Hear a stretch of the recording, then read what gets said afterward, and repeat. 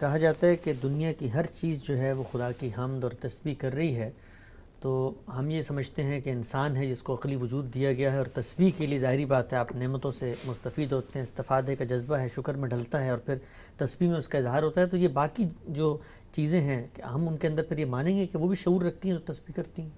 قرآن مجید سے تو یہی معلوم ہوتا ہے. شعور کی سطحیں مختلف ہیں. دیکھیے ایک شعور ہوا جو ہمارا ہے، یہ تو شعور کا بھی شعور ہے. یعنی صرف شعور ہی نہیں ہے، ہم اپنے شعور کا بھی شعور رکھتے ہیں. تو اس سے شعور کا بڑا غیر معمولی اظہار ہوا ہے انسان کی شخصیت پہ.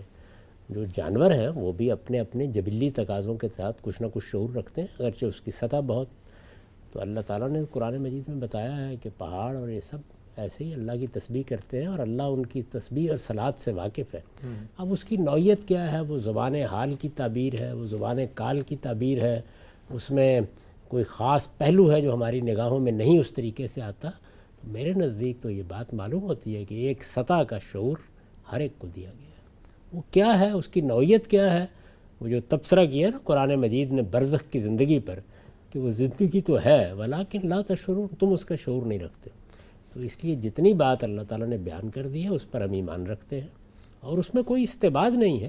اس لیے کہ جو خالق ہے وہ اپنی تمام مخلوقات سے بات کرتا ہے، مخلوقات اپنے خالق کے سامنے جواب دہ ہیں. تو میرے خیال میں اس میں کوئی استبعاد کی بات نہیں ہے. ٹھیک ہے ہم سب